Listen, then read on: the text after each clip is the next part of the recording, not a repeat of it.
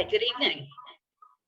Welcome to the Norman Williams Public Library's Evening with Elizabeth Shackleton.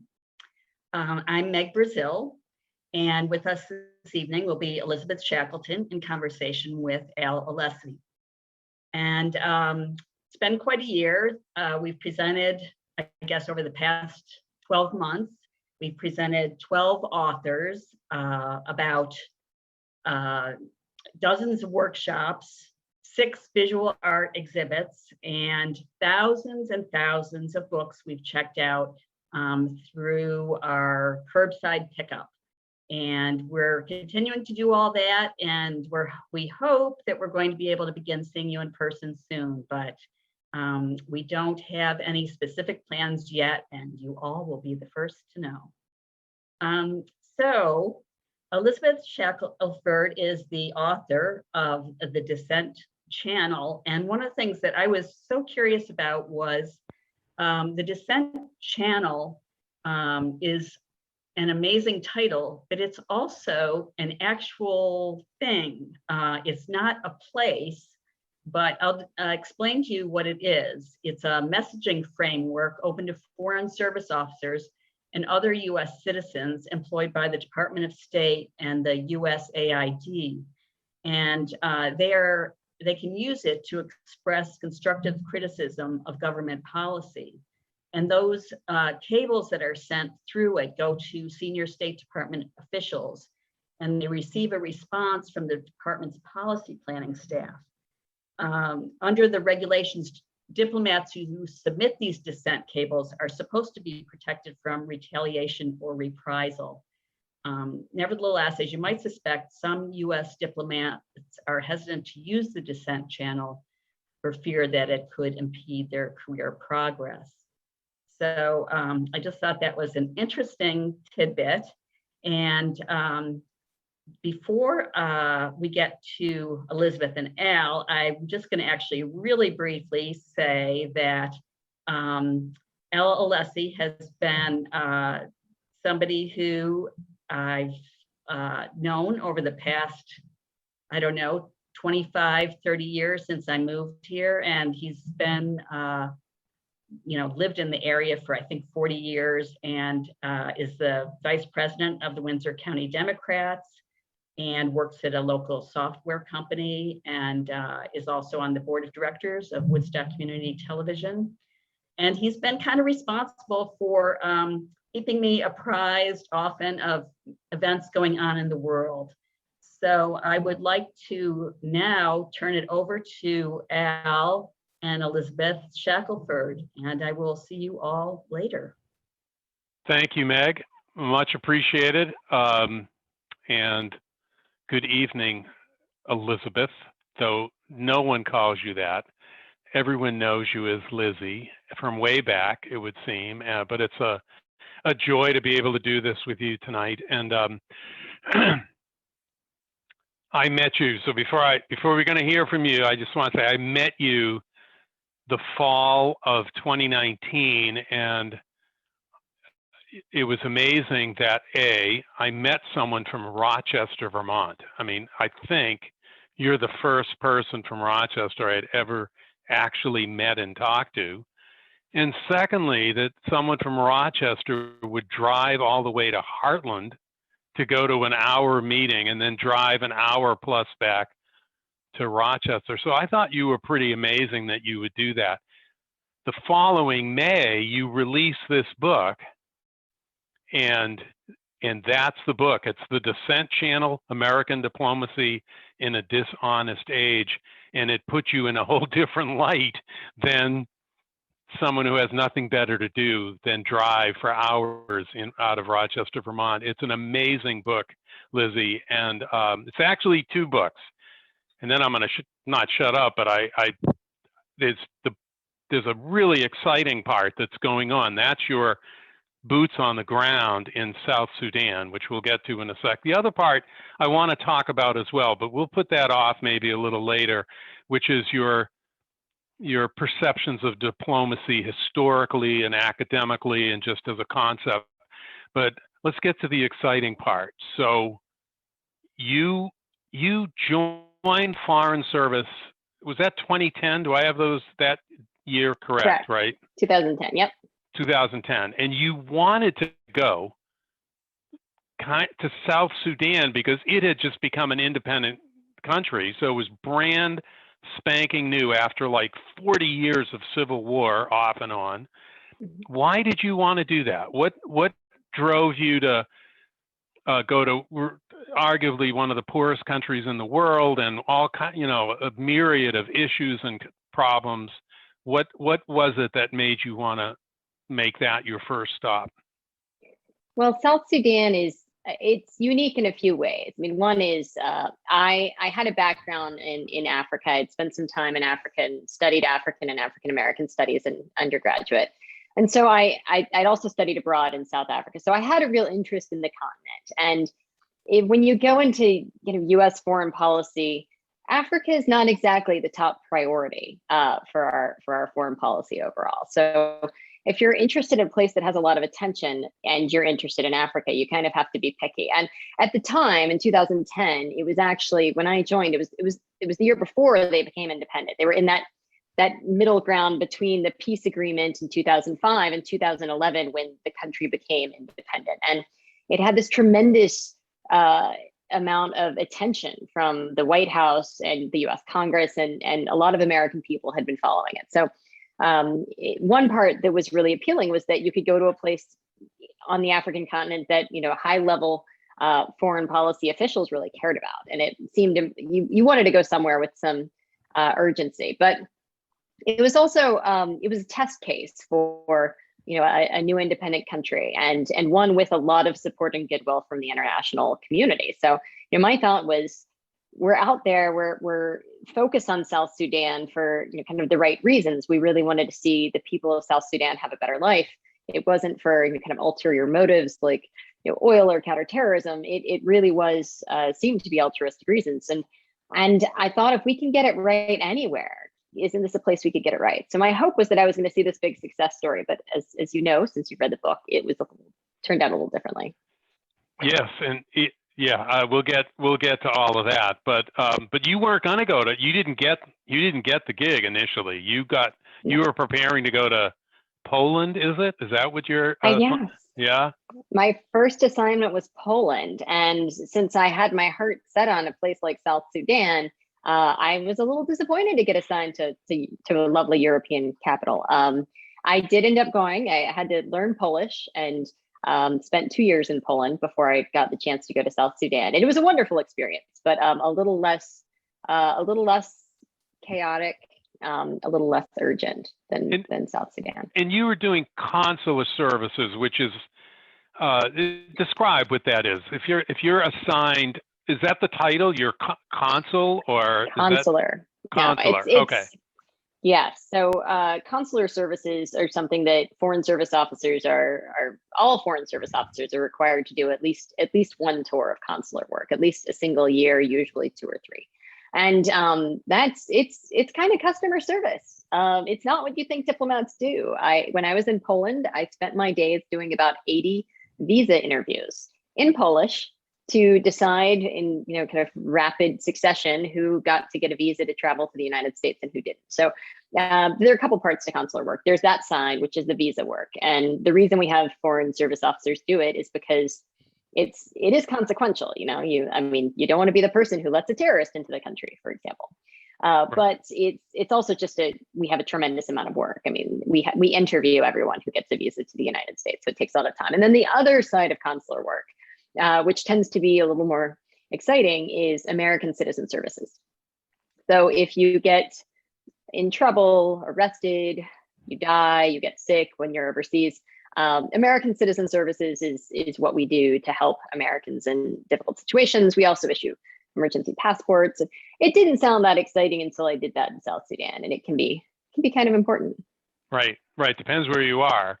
So you were in Poland for a while, but then this opportunity, then you kept your application in or whatever, but somehow your name got on the list. And now, mid 2013, you're going to South Sudan. The capital city is Juba, which is a couple 100,000 people. I mean, it's a pretty big city, right? I mean, maybe they don't not have that any big. kind of, Yeah, they it's don't. hard to tell. They have Hard to no tell. idea of a Yeah. census. But yeah, I mean, it's the biggest city in South Sudan. Yeah. It has a village feel, though. It doesn't feel huge. It doesn't fit. There's not a lot of high rises and things like that. Not South very. Sudan in general, I mean, it is millions of people. I mean, it's like 10 million, 7 million, 10 million people. Around that, yeah.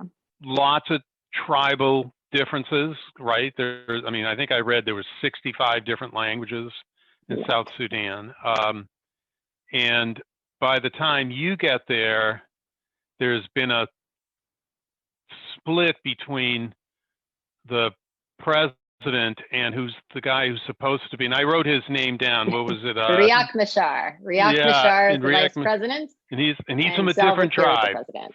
He's Yes. from the Nuer tribe, and Kiir is from the Dinka tribe. And I don't know, is it that simple that it's different tribes? There's more to it than that, but it's not ideological, right? It's there's sort of a personal it's a power kind struggle. of thing. Yeah, power struggle. It's a power struggle, and as is often the case, ethnic differences get exploited for the purpose of power grabs and power differentiation. You know, people are finding whatever you have that differentiates you from other people is what you use to get people to band with you or against you. And Right. you know, in a place with a sense of a national identity, we can use that national identity. You know, we feel American, so we want to defend America. In a place where you don't have that national identity, and in a new country like South Sudan, you didn't. They had they were much more closely associated with their ethnic identities, and that was exploited by the people in charge. Right. And those are the two biggest tribes. So even there, I think Dinka was maybe 10 or 15%, and Nuer was still a few notches below, but there's tons of tribes. So anyway, those are the kind of the two active power blocks right at that point. But there was nothing when you arrived. It wasn't bad at that point, and you got to see up close. I mean, these various people and their entourage. You were in a bunch of meetings where you, right? I mean, you'd get to, and so you sort of started to get to know who these players were, as well as the UN people, and so forth. But it deteriorates, and you start to see little events that show that not only is it deteriorating, but they're not. How would you say it? They're not being honest and open with one of their biggest supporters, right? I mean, that bothered you that they were treating the U.S. not that they had to be treated like gods, but they were actually treating the U.S. in a what word would you say? How were they treating us? There wasn't there was a lot of disdain, not only for the United States, but for a lot of the Western actors and Western players. What I started to notice when I got there was I had kind of been fed this narrative that South Sudan was our great success story. We had helped it become independent, and now we were there on the ground helping them get this fledgling democracy off the ground. What it really looked like once I arrived was that things weren't at all what we were pushing out as the public story. South Sudan was already, you know, the political situation was already on the rails. Human rights violations were already being committed by security services. There was already a lot of violence in the countryside, a lot of it stoked by government forces on different sides. So things were not as happy as at that stage as people really were going to start, really wanted to believe it was. Right. So we started to, you know, I was new, so I was very hesitant to make any calls initially. I didn't really want to, you know, I knew what it felt like to me, but you're the new person, you're still learning, and there's still so much optimism. So I started to kind of take notes and take it in and realize that that the situation was a lot worse and a lot more delicate than we thought. Now, it's not that our ambassador and our high-level officials didn't recognize this. They did. There was just this unwillingness to accept that it was quite as bad as it was, and there was this desire to continue making it sound like a success story, and we let that really get away from us at the end.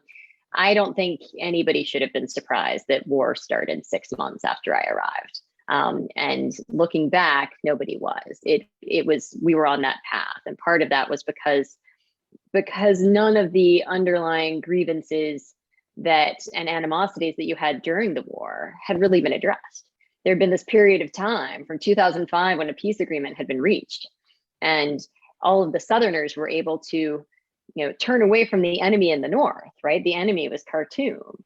But they had a lot of enmity between themselves and a lot of fighting over power. And, once you no longer have an external enemy to focus on, you start to look for enemies elsewhere. And that had been happening already for several years before I arrived.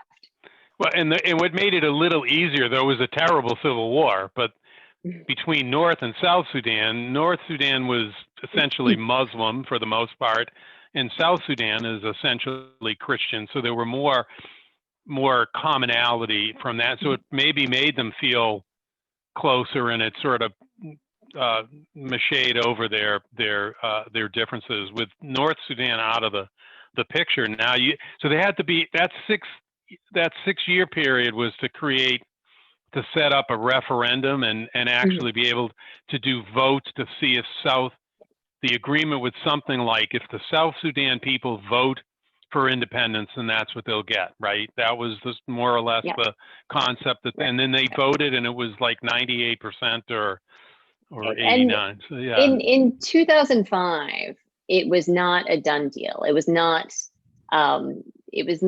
obvious that it was necessarily going to become independent. And actually, the entire history could have been totally different, because John Garang was kind of the independence hero. He was the head of the Sudanese People's Liberation Army at the time, and he was the one who was designated to be kind of the vice.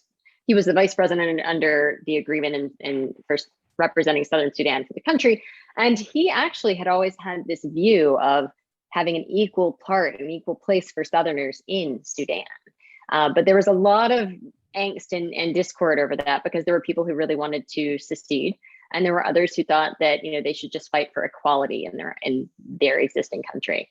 John Garang was killed in a helicopter accident. Which you said was mysterious, right? Or definitely mysterious. I mean, nothing has been resolved. There are lots of rumors about whether or not it was an intentional act, because there was an interest in by external players, maybe not to have him in that place. But it was never a mystery that was resolved. It could have been an accident, but it did dramatically change the trajectory for South Sudan.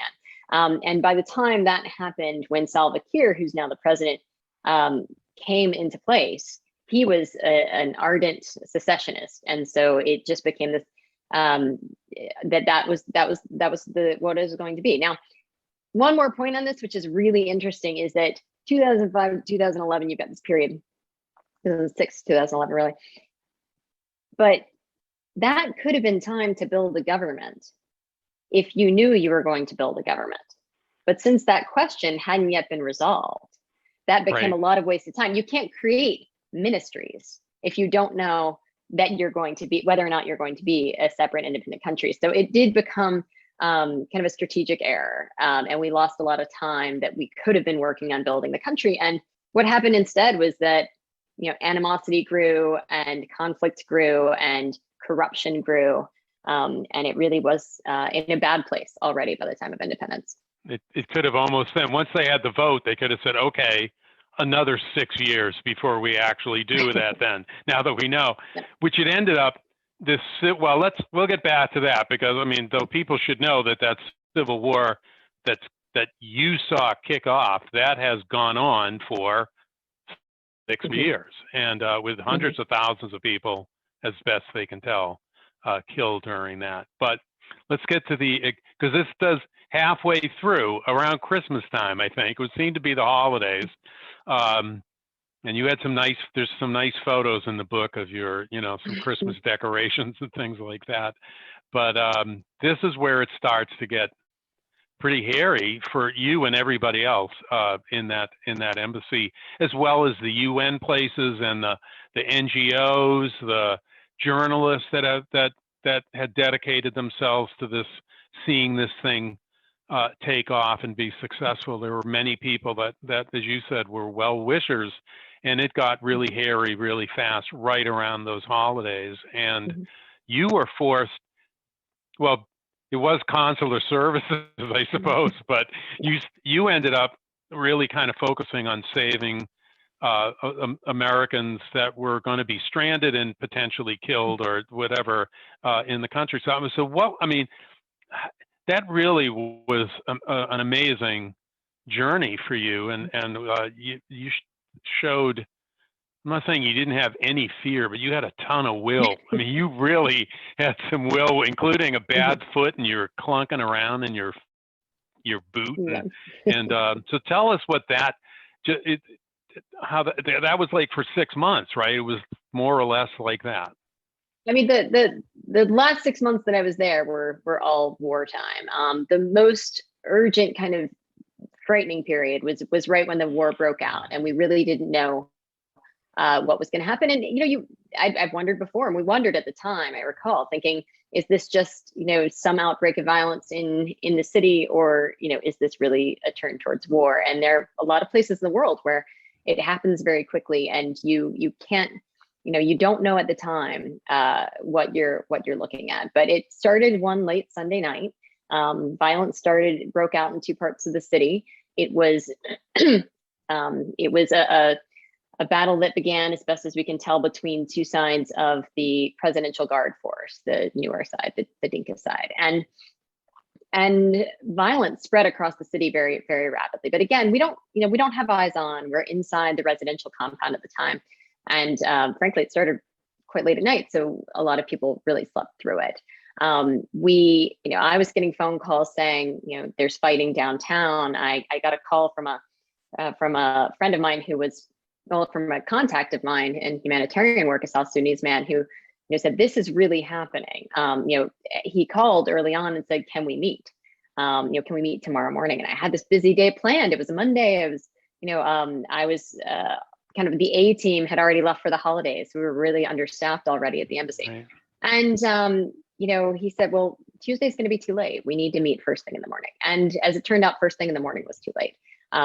There kind of started a series of about 3 weeks of really active fighting, both in Juba, and then it moved all across the country. And we turned our focus to, like the ambassador and high level folks turned their focus to trying to get the warring parties together to kind of get the fighting sides, back in their barracks and to stop violence. And I was focused on, we've got to get American citizens out of harm's way. And I had two jobs at the time. I was mostly the consular section. I was the only American covering consular work, but I was also the human rights reporting officer. These are both jobs that you often give to junior officers, which sounds great until the war starts. And right. So in between trying to plan out, run evacuations, talk to American citizens who were not only in Juba, but further north in more rural parts of the country and were in danger in places where there was active fighting. I was also trying to collect all of these reports we were getting of ethnic cleansing that was happening by government forces all across the city. So it was a very hairy time. And, should I have been more frightened? Probably. You just don't have a lot of time. It was the coffee and the peanut butter. That's what I remember. You'd say you'd start your day with a spoon of peanut butter and a black coffee. And that was kind of it. You just had things to do. Through. Yeah. Well, and there they were, Americans saying, it became clearer and clearer that there were Americans that were at great risk, and you had to do what you had to do, and which led to. So when did that whole series of flights? So the Army or the Air Force starts landing C-130s, right? Which each take how many people go on? Is that the right model? Well, we had a whole variety that came in, because one of the interesting things about American Citizen Services is that we are willing to go to a lot of effort to help Americans. I mean, just so you know, if you find yourself in trouble in a foreign country in any form, call the embassy. We do crazy stuff to get you out of trouble. We were working with, this was right after Benghazi. I mean, shortly after Benghazi, the attacks on our ambassador and several other people were killed. As you may recall from the many hearings that the Republicans held over that incident. Yeah. So there was this real concern that, that we were not going to, about embassy security and things of that nature. So we were aware that we were at risk, but there is also the East African Response Force, ERF. I believe I know the acronym. I'm pretty sure it's East African Response Force. It's They Uganda had been, and so forth. yeah. Yeah. Well, no, this is the Americans. So Oh, the after American. Benghazi, These are our there troops. was this Okay. decision. These are our troops. So they had decided to set up in Djibouti, in this small country in the Horn of Africa. They decided to set up this kind of rapid response force. So if we had more incidents like the attack that we had in Benghazi on our diplomatic mission there, that we would have folks ready to kind of go in rapidly in that whole region. So the IRF had really just been stood up, and we were their first test case. They were like, oh, we have this conflict. We have our people in danger, and they want to stay there and keep the mission open. So we're going to send in, we're going to send in the army. We're going to send in some troops. And it was Sunday night was when the war started. We were pretty much on lockdown Monday and Tuesday. Wednesday, they opened up the airport enough to be able to get some planes in and out. And that was the day that we had a couple of C-130s come in. After that, it would be a series of different planes, whatever we had around. Some were contracted, some were small planes, some were big planes. Some came from different military bases that we have. And I'm not sure the total number. We had, I want to say it was about 20 flights. It went on for about 3 weeks. 3 weeks. Off and on, yeah. But the first few days were definitely the hairiest. But then at that stage, we miss a couple of days, and then you would get to the point where folks who had been basically hoofing it from northern parts of the country where fighting had broken out, they start to roll into Juba. So you start to try and arrange flights for them to get out as well. And then maybe, insecurity would start in another part of the country, and then people would come from there. So it went kind of in these waves based on the need at the time. And it wasn't, you getting to the airport, as well as the Americans that had to get there, but that wasn't a given. I mean, there were several episodes of driving through some pretty tough groups of, AK-47 armed guards of the Salva Kiir and his guys, and wasn't there one experience where there were bullets fired into the car and the car was doing the swerving? Luckily I wasn't in a car with bullets. You didn't. That wasn't you on that one, but there was. You weren't in that car, but there was no given that you would be allowed to do it, and that they wouldn't have just, gunned down everybody potentially. We had, you work the angles that you have, and reading the book, you kind of get this picture of, we have pretty good access to a lot of people in the government. We've been this very generous donor. We've worked with them on a lot of things, but at the same time, there was an interest to keep us kind of out of their hair. They didn't want us complaining about political issues and human rights abuses. But we were able to call people and get assurances that our convoy to the airport would be safe. But I had a fair amount of faith at the time that as American diplomats, we would be safe. Not at all times, and Al, you read about in the book, there are moments where I'm thinking, I don't know what's going to happen. I don't know if people are going to come over the walls. But when we were in our diplomatic plated car, we always had this sense that we're somehow protected. But the truth is, that was always a facade, and we knew it because of some things that had happened against other diplomats in the country even before the war started. There had been some attacks on diplomats, but somehow UN diplomats at the time. Somehow we felt still that we had this special relationship, and they wouldn't dare risk that relationship by hurting us. But in the subsequent years during the war, and even in the first few months when I was there, that was proven wrong. We have had, I want to say, 3 convoys or U.S. diplomatic vehicles that have been shot up pretty dramatically. Wow. And we're just really lucky that we have not had any Americans in those situations actually die. But we've got some pretty riddled up cars. You're talking about after you left. That happened in the subsequent years after you had left. Wow, that's amazing. But obviously you were in a risky zone. So you had some military. The embassy, I don't know if all embassies have armed personnel, but certainly your embassy had some number of those folks. We had our Marine security force, which all embassies are supposed to have. And we had actually just gotten our Marines there that year. I believe there were 7 with the first batch. Remember, this is a new embassy. It had been a USAID mission until 2011 when they said, okay, old embassy, USAID building, we're going to put a new plaque on it, make you an embassy. And so we became an embassy. But it was only 2 months before the war started that they brought us a Marine security guard contingent, and we were very grateful for that. They were reinforced, but in those first couple of days, 2 days into the war starting, we did have a very, very frightening period where there was fighting right on the other side of our walls in the residential compound, and we were quite concerned that people might get in. But I had a lot of confidence and faith in them and the Marines who were there, and we were certainly, they were certainly better armed than the guys in the streets. But you still wonder about that. And a few months after that, our perimeter wall fell down on a really heavy rain, and I was thinking, that was really the only thing between us and war, that wall, and it can't hold up to a heavy rain. So I liked your little details, like I think it was the head of the Marine unit. One of the other guys says, "They're on the wall," and he like, "What?" But he said his voice went up a whole octave. But the guy said, "Oh, luckily, I mean, they're outside the wall." Right, yeah. And it was, but those things kind of make it very real, and you feel like you're in the the motion there, and it it raised the hair on the back of one's neck reading that, as to what that could feel like. I mean, I could see that part of the book being. I mean, they make movies of those sort of things.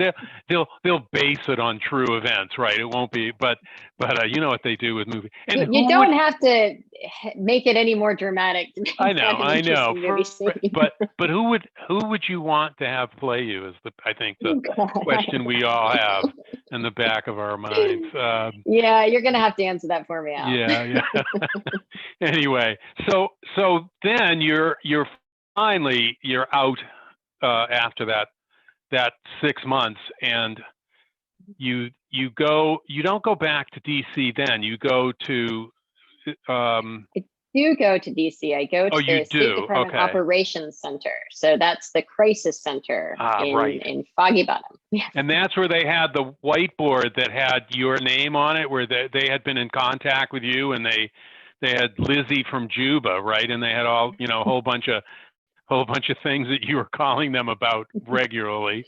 Yeah, because they had stood up a task force. So when I ended up for this 1 year tour in our emergency center, it's like overnight shifts, and it's basically a call center, but a call center for a crisis, foreign policy crisis. It's on the top floor, well, I guess the 7th floor of the State Department, and I had spent much of that year, even before the war started, on speed dial with the operations center, because you end up with a sick American, you end up with a crisis in a place like Cuba. So I've been on the other side. I've been on the one calling the task force and calling for the emergencies, and then I ended up sitting in the call center for a year, which was a totally different way to see a crisis. Do you feel? I wondered about this after that, when you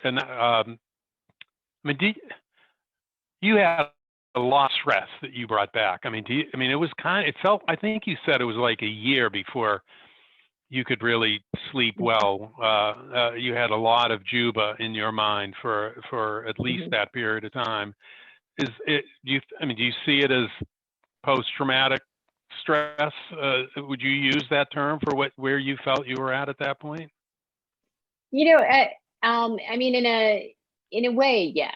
And there are multiple different types of psychological conditions that people have after being in that kind of situation. And the one that I really kind of self-diagnosed, I had diagnosed later, was it's a form of you're having that stress on behalf of others, of people you can't help. I'm totally blanking on the term right now, but it's that burden that you have because you are not able to do more in a crisis situation, and it keeps you up at night. And I still don't like loud noises all the time, and there's certainly situations that for a couple of years after continued to give me that kind of stress. But the hardest part of being in a place like that, particularly if you're in a privileged position like being in a relatively secure place like the embassy, is you just have that survivor's guilt. And the number of people that a big part of the story, it's fascinating to hear, and to imagine a US diplomat, a young diplomat who's going through these things. But for me, and you read about this in the story, it was all the time that I spent documenting and taking testimonials of the victims of the ethnic cleansing and the acts that were The going on. human rights part, yeah. The human rights part. I mean, it really took a toll on me, not just because I was, taking testimonials of, well over 100 people who were suffering through all of this. And I was trying to use that to sway Washington, but it was just seeing how little impact that had on what we ended up doing in South Sudan.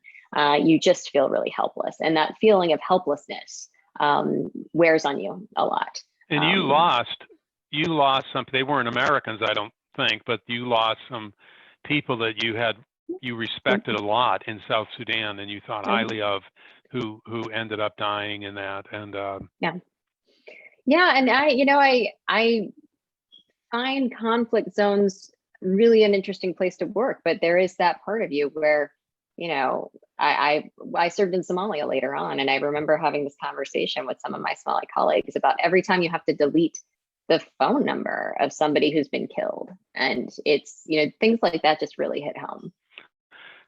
So let's go to all the trauma happens, and it's people should read the book because it's really it's like there's a lot of great details, the foot boot, the coffee, the peanut butter, the people that she taught her conversations, and Lizzie, clearly you take a lot of great notes, but you then have this besides your emotional feelings about what happened, you have this frustration about the State Department or in any of the hierarchical organization that, because there's many levels to that, but how that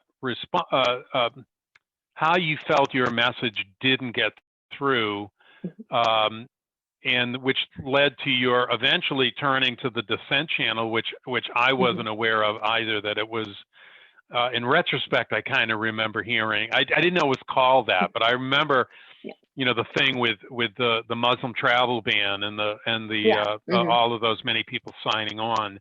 But so you decided to take that on as a way to challenge and register what you had observed and learned from that experience. Right. Tell us about that. How did that go? Well, I'll give first just a kind of a quick background on what the foreign policy frustration was, because that's a really important part of it. And we had talked earlier about how I arrive and I start to see that things are not lining up with the story that I've been told of the success of South Sudan. And what I started to notice even before the war began was that there was this pattern of impunity.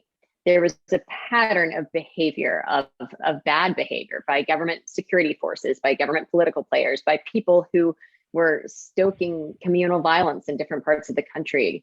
I mean, you had government ministers basically providing weapons to different sides of communal conflicts in order to kind of stoke this instability and build their own kind of the power of their groups, whether it's their ethnic group or their political group. And we kept kind of seeing this happening, and our response would be, some public statement about how the violence of both sides needed to stop. And this was happening before the war in parts of the country that were experiencing communal violence even before the war began. And we would see cases of, people being arbitrarily arrested who were political opponents of the president. We would see Americans get arbitrarily arrested, and all of this would happen. And the U.S. response I kept expecting to be, to say there are going to be consequences for this. We're going to cut some of our aid to your ministries. We're going to, we're going to stop some of our military assistance to the security service that is really terrible. That's doing horrible, horrible things against their own people. And yet, the message I kept getting was, well, I mean, it's a new country, and we are having those hard conversations, but we can't just wag our finger all the time because we want to maintain this access so that we can influence them.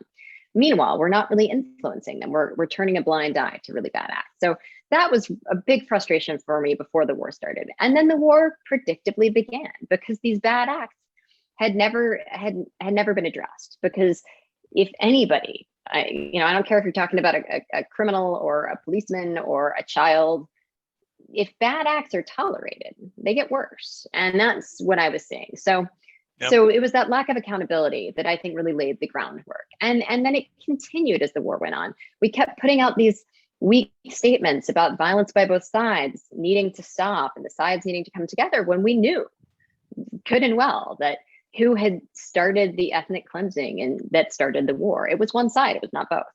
And yet we were not willing to call out the government, the members of the government that we supported, including the president, for what he was doing. So this was all building up while I was there.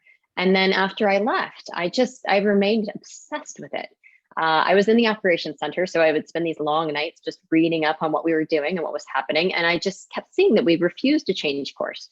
We kept supporting the government.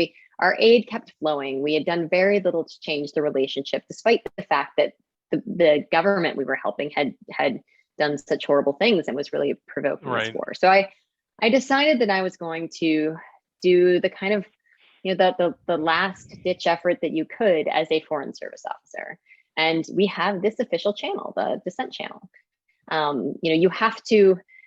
You're required to use all other methods that available to you before you use the Dissent Channel itself, and it's very rarely used. And I can now see why it's very rarely used, because it doesn't really do much. They're not even findable, you said, right? I mean, they're not even findable. You can't even share it with other people. I mean, it's not classified information, but there's this kind of special channel, like you're not allowed to share it beyond a handful of people, and they're required to. So I worked with. It wasn't just me. It was I gathered together different, mostly mid-level folks who had been in South Sudan at the time, or in Washington working on South Sudan, who agreed, and we submitted an official dissent. And you felt like you had done all you could at that point, but I mean, it was a little disappointing, because then within 60 or 90 days, you just get kind of a response back saying, "Thank you for your consideration. We think everything's just fine." It was a lot longer than that. They had to put some effort in, but yeah, there was one note that you said, well, I mean, someone took the time. I mean, they actually, but they did. They didn't agree, and they weren't, and so, okay, we agree to disagree, kind of, almost. And that was, there was no discussion around it. It didn't, start any, interagency conversations, because that tool's not designed to do that. And I think that's a real miss. Right, to debate the merits, right, and that's right.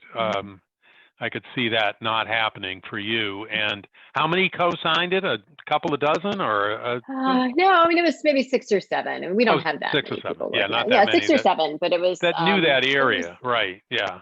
Yeah. Hey, before I forget, I don't want to go past this, that your book is available at our local Yankee bookshop, and it is signed. Did you sign it Lizzie or Elizabeth? I think I signed it big scribbles that you can't really tell. But I write a little note.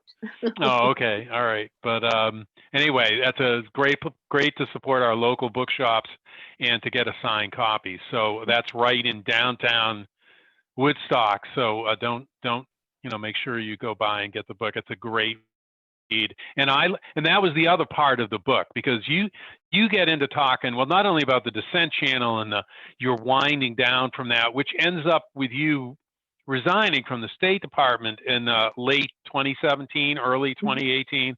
I mean, I'm sure Trump coming in it made the decision probably easier. It made life harder for you, I'm sure. And that's a whole discussion that we may not do that tonight, but do people stay in the face of that, or do they? I mean, I've heard that discussion several times during the Trump years, but you also talked about really in a warm way, and because I was wondering if there was something that drew you to this before 2010. You had a law degree. But there's something that drew you, and you mentioned some of your studies and so forth in school that sort of led you in that direction. But you have an appreciation for what diplomacy, what it offers, and how valuable it is, and how difficult it is, and how it doesn't get a lot of they don't get the big parades, like when the war's over or something like that. It's sort of, and it's long term. It sort of seeps down in Yeah. where you're planting seeds for 10, Mhm. 20 years, that sort, Yeah. and so how did you fall in love with this? What led you to be, because a lot of people don't think about it that much, but Mhm. it obviously came from somewhere for you. How did that Yeah. evolve? Well, I wasn't one of those who grew up in a place like Washington, D.C., where you're surrounded by friends whose parents are diplomats. I first met a diplomat in person when I was an intern in Kosovo while I was in law school. Oh, And yeah, it was, I was working for an American Bar Association project doing legal reform work. And I fell in with a group of young Foreign Service officers. Most of them were on their first tour, and I got to really see firsthand what their lives were like and what they were working on. And I was interested. I thought I was interested in development work, the kind of stuff where you go with USAID and do economic growth or change laws and things like that. But there was this one diplomat who I met who really made me think, darn, this is a really cool job. You might recognize the name Dave Holmes because he testified in the impeachment trial on Ukraine because he was a political the officer first in one. Ukraine. Yeah. Really, really smart guy. And I got to know him on his first tour when he was a young political officer. And his job was basically liaising with the Serbian minority in Kosovo. It was politically fraught position. He would end up on the pages of the local newspaper because the embassy official was meeting with the Serbs, and it was exciting. And I could listen to him talk about this and his role in trying to help kind of forge ties and find points of dual interest between these groups that were really in conflict in a very new place. So that was what really made me think specifically about this job. And it took me several years after that to apply, in part because I also knew guys who were doing consular work, and I thought, I don't want to do visa work for 2 years. So Right, it took me a work. few years before I decided to try it. You wanted to go right to the James Bond kind of stuff right away. But remember, the James Bond stuff that I was doing was all American Citizen Services. So. Right. And then I have to ask you, and then we're going to open up to questions. And Meg, are people going to write their questions in the chat area? Is that the concept? Be glad to run those by, and people can start entering them if they'd like. But what led you to bring your intelligence and your grit and your charm as a Mississippi girl, right? To Rochester, Vermont. I mean, what you don't have. I mean, you don't have to go into great depth, but what made you pick Vermont? We're pretty far removed from Juba. There is no doubt in my mind. Yeah.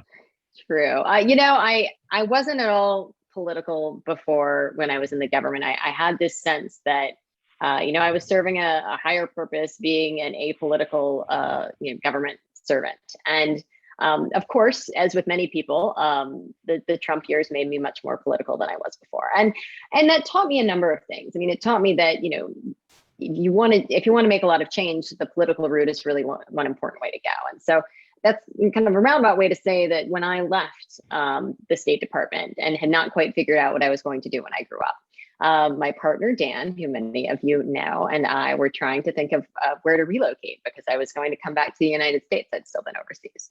And we had a choice that you don't get often, just to kind of choose Anywhere. out of where you'd like to live.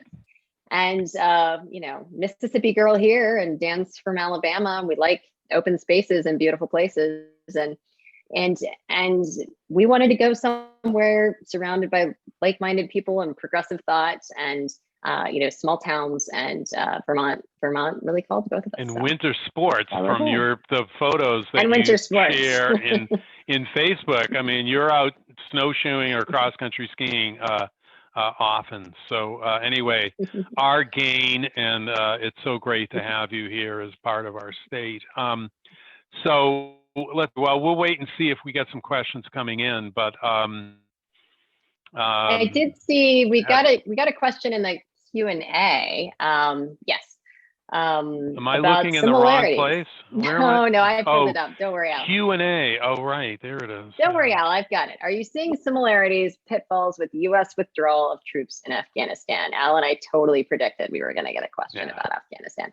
And, you know, I mean, the issues are very different, but I think that there are some very similar themed challenges, which are, you know, wanting a situation to be better than it is and not telling ourselves the truth about the situation we're in.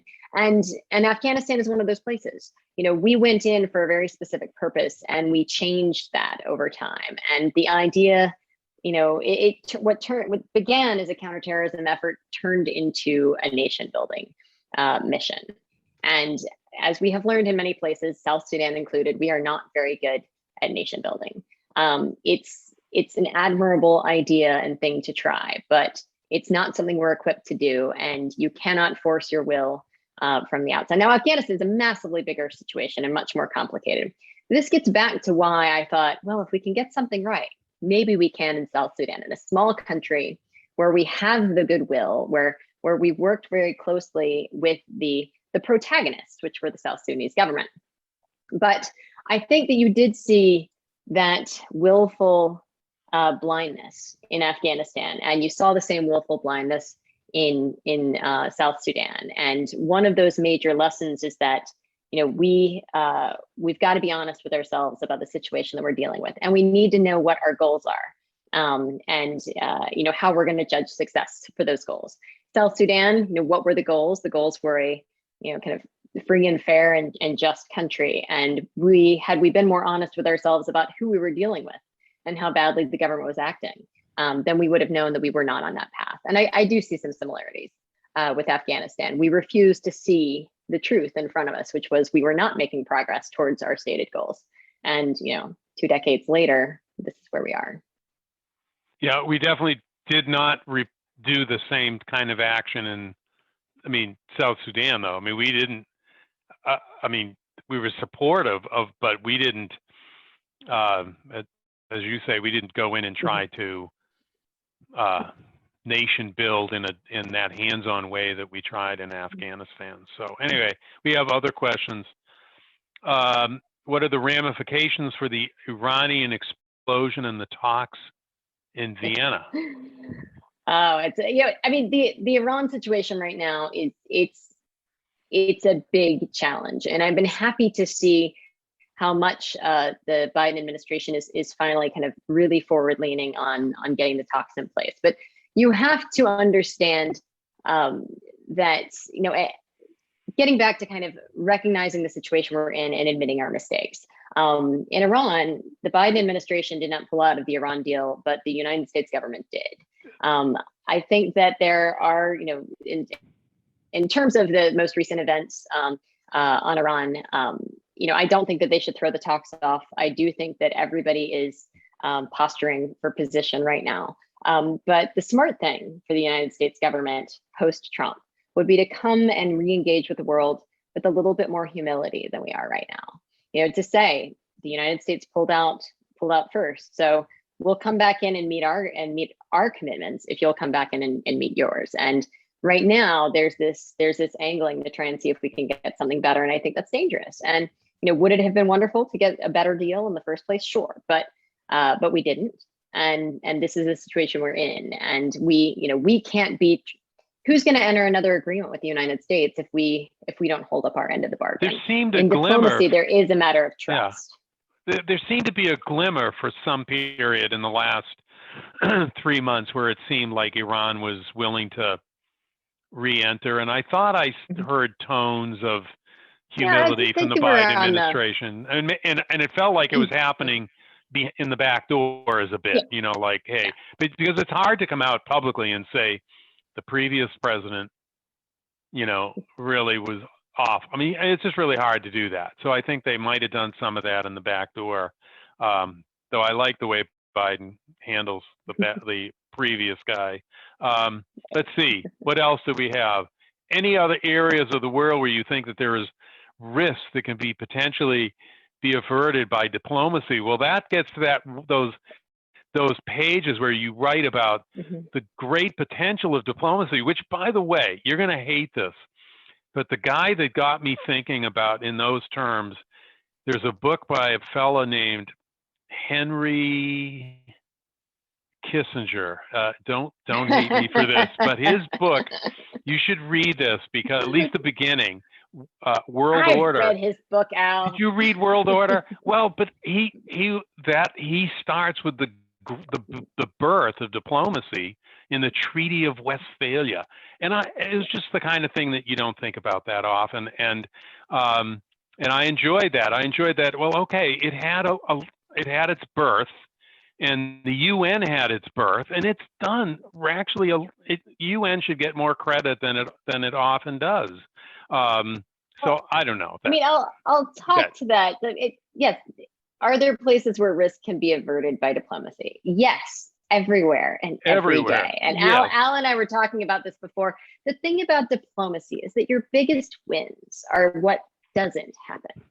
Your biggest wins are the complications that you that you prevent, are the conflicts that you prevent, are the things that don't end up on front page news. And that's why it's so hard for people to understand the value of it. Now, part of this is a sales job.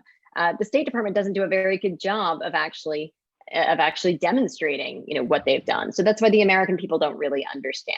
And I think that we should do a better job of putting that out there. And that's part of why I wanted to write the book, to get people to understand. We have so many questions and very little time. So I feel like we should. How would you change the State Department? How about that one? I'll pick them, and you just get right to it. All right, you got 30 seconds. We're in the lightning round. There are a lot of ways that I would change the State Department, because it's a very outdated institution, and people know that, though. I mean, people have been talking about how to revamp the State Department long before Donald Trump. But a couple of things that I would do is I would change our incentives and our structure for promotions. Because it's really important to make sure that the people who get promoted and move up are not just the ones who get along to go along, but the ones who are challenging us to have better foreign policy. And that's not always the incentive that you have. And then we don't lose the people. We don't want to lose the people who are really good out of frustration. Someone's considering a career in the Foreign Service, ! College, internships, experiences. What would you recommend to that person, Lizzie? I mean, I think getting experience overseas is really helpful, or even in any other culture, because when you're applying to get into the Foreign Service, a lot of the challenges are trying to see how you work in a different culture. So even if you don't have the ability to go do an internship abroad or a study abroad, work with intercultural groups, work with refugees, work with people who have kind of that different background, so that you can demonstrate good judgment and an ability to flex in different cultures. I think that's very helpful.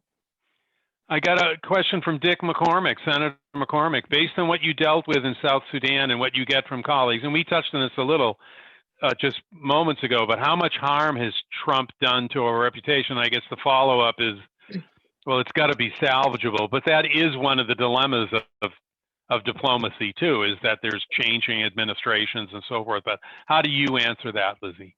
Well, I think it's done a tremendous amount of harm, because what it demonstrates is just how susceptible we are to our political system. There's the harm that Trump did, which we are already undoing by Biden coming out, loudly saying diplomacy is back, multilateralism is back, we're here for our allies. And that is great.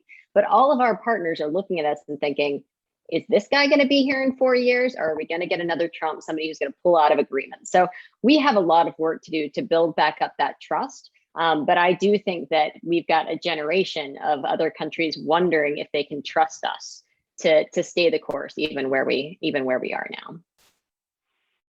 What's your last question? And then we're there. At this point, this is like less than 30 seconds. What's your next project? Or is it more snowshoeing? We're supposed to get snow tonight, so it could be that, right? But what? How would you answer that?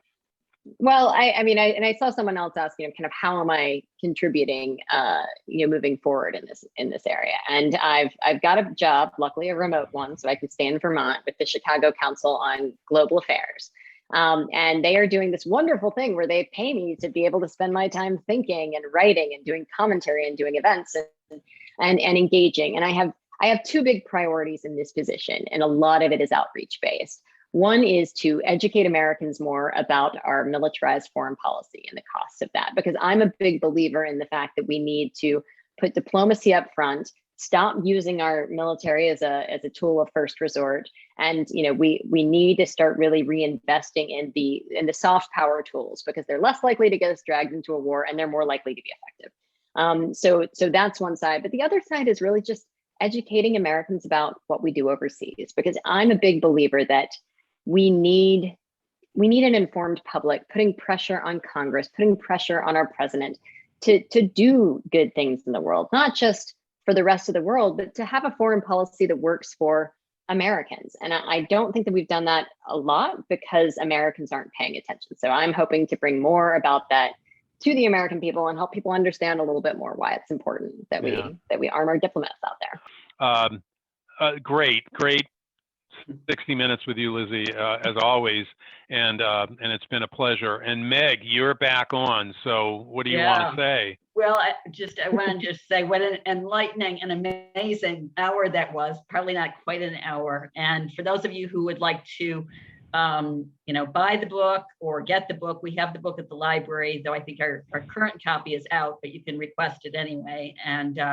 Yankee Bookshop, and of course, any independent bookshop, and all the other guys, you can get it through them too, but there are some signed copies at Yankee.